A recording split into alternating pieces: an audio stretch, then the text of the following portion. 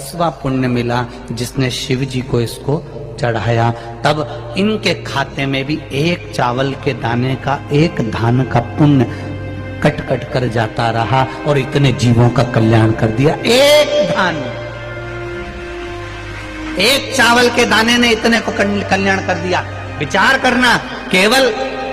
आप अगर भजन कर रहे हो, घर का कोई एक व्यक्ति भजन कर रहा है, घर का एक व्यक्ति अगर दान कर रहा है, घर का एक व्यक्ति अगर जल भी चढ़ा रहा है, घर का एक व्यक्ति भी अगर मंत्र जाप कर रहा है। वैसे तो शिव पुराण कहती है कि घर में 4 लोग हैं तो चारों जल चढ़ाओ, घर में 4 लोग हैं चारों दान करो, घर में 4 लोग हैं चारों भजन करो, घर में 5 लोग हैं 5 भजन करो, घर में जितने सदस्य वो 1 लोटा जल शिव जी को चढ़ाए।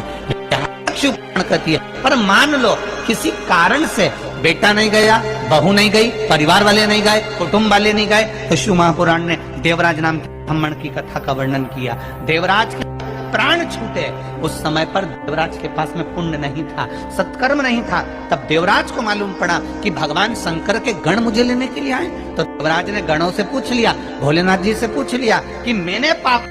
चोरी करी है, छल करा है, बेईमानी करी है, वेश्यावृत्ति मैंने करी है, उसके बाद भी भोलेनाथ जी मुझे लेने क्यों आए हैं? अब भगवान शंकर ने कहा, तेरी बूढ़ी माँ रोज प्रतिदिन शिव मंदिर में जाकर 1 लोटा जल चढ़ाती थी, उसका पुण्य तेरे साथ में आ गया, इसलिए तुझे कैलाश धाम 1 लोटा जल देवराज नाम के ब्राह्मण की माता ने चढ़ाया था, वो 1 लोटा जल काम आया है देवराज के। देवराज करा, मेरे जैसे पापी को आपने तार दिया। क्यों तार दिया? मैंने तो छल करा, बेईमानी करी, कपट करा, नारी को गलत दृष्टि से देखा, धन चुरा कर लाया, कितना कितना धन मैंने चुराया, कितना गलत काम करा, उसके बाद भी भोलेनाथ आपने मुझे तार दिया। शिव जी कहते हैं, देवराज तुझे तारने का कारण केवल एक है कि तेरी माता रोज शिव जी के मंदिर जाती है, ठंड लग रही है, गर्मी पड़ रही है, बारिश पड़ रही है, पांव कप कपा रहे हैं, तो भी बूढ़ी माँ, बुजुर्ग माँ शिव मंदिर तक जा रही। आप में भी हमने देखा है, छत्तीसगढ़ के हों, चाहे गुजरात के, महाराष्ट्र के, राजस्थान के, चाहे जहाँ के लोग हैं, जितने भी भक्त शिव महापुराण की कथा सुन रहे हैं, इनका भाव, इनका हृदय, एक बात जरूर हमने देखी है कि ये भी 1 लोटा जल लेकर जाते हैं, चाहे गर्मी पड़े, बारिश पड़े, ठंड पड़े, कुछ भी हो, शिव के द्वार जा, शंकर की चौखट पर जा। 1 लोटा जल का कितना महत्व है,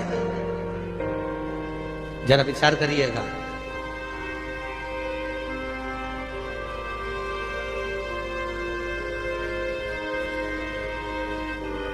दधीचि ऋषि की धर्म पत्नी का श्राप देवताओं को लगा।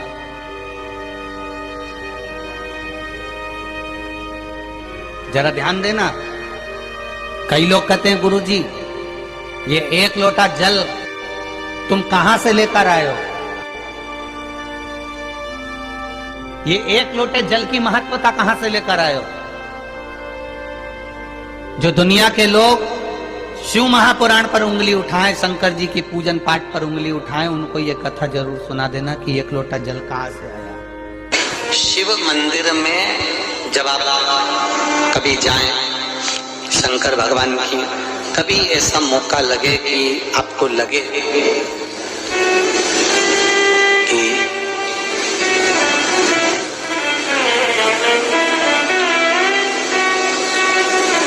कहीं आपका यश कम हो रहा, आप जानते हो कि मुझको ये काम करवाना और ये काम आगे हो ही नहीं रहा है, ये फाइल आगे बढ़ ही नहीं रही,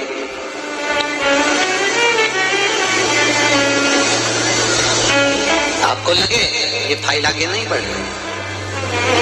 शिव जी पे जो जल चढ़ाओ, उस चढ़े हुए जल को जब आप थोड़ा सा लेकर आते हो, आपको बताया था ना कि खाली लोटा नहीं लाना चाहिए, खाली कलश शंकर जी के मंदिर से वापस नहीं लाना। शंकर भगवान को जल चढ़ाया, चढ़ाने के बाद थोड़ा सा जल हाथ में या कटोरी में या कलश में झेल लिया, भले 2 बूंद लाओ पर अपने घर पर लेकर आओ, उस 2 बूंद जल का भी स्पर्श कलश के अंदर हाथ की 3 उंगलियां लगाकर अगर त्रिशूल पर टच कर कर मात्र आपने उस कलश के अंदर लगा दिया, वो जल भी आपने अपने घर पर छोड़ दिया, छीट दिया या उसका आचमन मात्र हो गया, तो व्यक्ति का यश बढ़ना अपने आप प्रारंभ हो जाता है। उसकी यश की प्राप्ति उसको यश की वृद्धि होने लगी, उसको यश की प्राप्ति होने लगी। त्रिशूल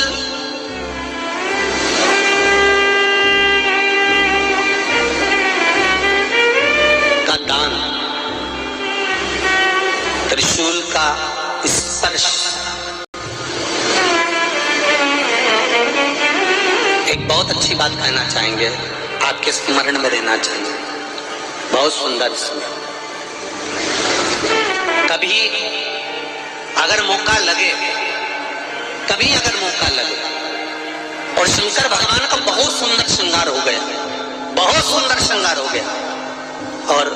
शिव जी पे माला भी बहुत अच्छी चढ़ी है, बेलपत्र भी अच्छी चढ़ी है, धतूरा भी अच्छा चढ़ा हुआ है, फूल भी अच्छे चढ़े हुए हैं, और आपने देख लिया शिव जी का बहुत अच्छा श्रृंगार हो गया,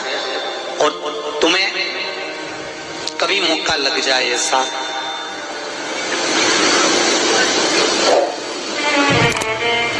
और तुम्हारे पास में एक अच्छी सुंदर सी माला हो पुष्प की, तो आप पुजारी जी को या पंडित जी को कह दो, या पंडित जी मां नहीं हो, शिव जी का अच्छा श्रृंगार हो गया हो, तो वो माला केवल त्रिशूल की, जो त्रिशूल है उस त्रिशूल पर ही उस माला को अगर आपने केवल टांगी दिया, तो भी आप उन्नति की सीढ़ी पर आगे बढ़ना प्रारंभ कर देते हैं। पर किस समय पर, जब भगवान का पूर्ण श्रृंगार हुआ, पूर्ण श्रृंगार शिव जी का हो गया, और माला तुम्हारे हाथ में है, और तुमने देखा भगवान का श्रृंगार हो गया, अब शिव जी पे अगर माला चढ़ाऊंगा और श्रृंगार गिर जाएगा, तो उस माला को आप अपने यश प्राप्ति के लिए, अपने आनंद के लिए, अपनी उन्नति के लिए आप उसको त्रिशूल पर चढ़ा सकते। हम कई बार एक बात बहुत अच्छे से आपको वर्णन किए हैं कि कभी मौका लगे और आप किसी कंपटीशन एग्जाम में बैठ रहे हैं, या एक ही जगह पर सर्विस करते करते बहुत समय हो गया और वहां पर उन्नति नहीं हो रही है, आपका प्रमोशन नहीं हो रहा, तब 7 बेलपत्र केवल त्रिशूल का, 3 जो त्रिशूल में 3 नोक होती है, पहले साइड की दोनों स्पर्श, फिर बीच का स्पर्श कर कर अपने हृदय की कामना कर कर अशोक सुंदरी वाली जगह पर मात्र चढ़ा देने पर भी व्यक्ति जिस जगह पर नौकरी कर रहा होता है उससे उसका प्रमोशन का चांस बढ़ जाता है और उसकी उन्नति की ओर अग्रसर होता है। त्रिशूल